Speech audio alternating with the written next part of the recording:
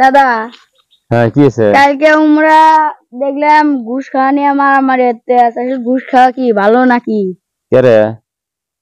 ঘুষ খাওয়া ভালো কি মন্দ? তুই ছোট মানুষ থেকে বুদ্ধি দিছি কেটে কি হয়েছে? কেটে কি গেছে কথা দেখি। এর কি না উমা মারামারি হচ্ছে, তাই করলাম ভালো নাকি ঘুষ খাওয়া? না না না, ঘুষ খাওয়া ভালো না, ঘুষ খাওয়া যাবে না, ঘুষ খাওয়া মিথ্যা কথা এগুলো ভালো না।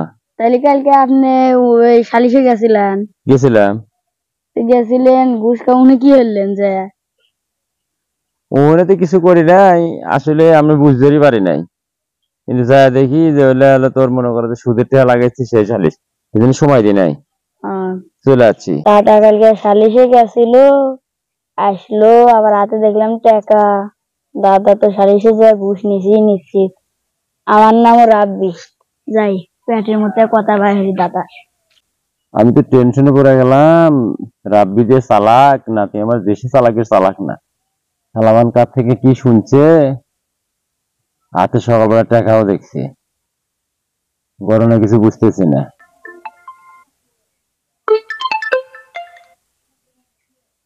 আসসালামু আলাইকুম ভাই। হ্যাঁ ভাই, ঘটনা হলো যে শোনেন, আপনি টাকা তুলে দিবেন যা, যে ঘটনা হয়েছে এটা কি কেউ জানে? জানে না? তাহলে রাস্তা তালা আলাপ আলোচনা করতেছে। আপনি টাকা তুলে দিলাম 2 লাখ, টাকা দিয়েছেন 20,000। হ্যাঁ শোনেন, ওই বলে রাতে যে টাকা দিয়েছেন আর 10,000 টাকা দিয়েন, আর ওই 1 লাখ টাকা আজকে দিবেনি। হ্যাঁ, আপনি সুদের টাকা তুলে দিবার গেছি, সলবল হাতে আছে বোঝেন নাই, সলবলের খরচ আছে না, খরচ যদি আপনি কেরবো না ধরেন তাহলে হবো? হ্যাঁ, আর এইগুলো কথা এমনি জানি একজনে কর না।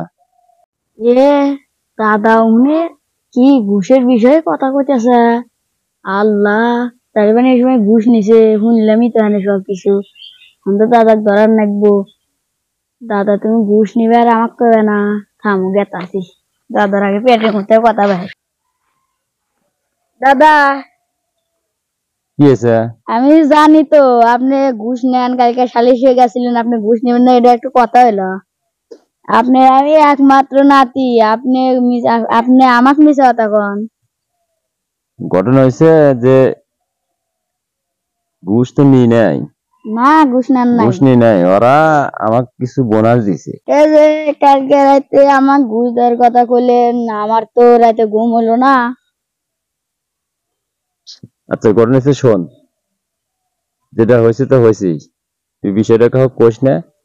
আসলে ঘুষ নেওয়া অপরাধ, ঘুষ দেওয়া অপরাধ।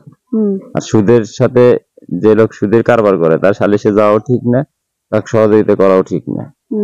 এখন তারপরে যেটা করে ফেলাছি, করেই তো ফেলাছি, এখন আর জীবনে করব না।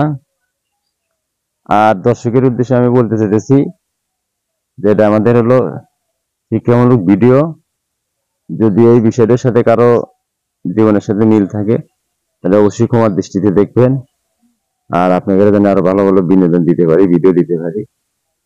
আমরা যদিও কৌতুক ভিডিও করি, প্রত্যেকটা ভিডিওর মধ্যে কিছু না কিছু ফিনিশিং থাকবে, শেষ পর্যন্ত দেখবেন। অবশ্যই ভালো থাকবেন। খোদা হাফেজ।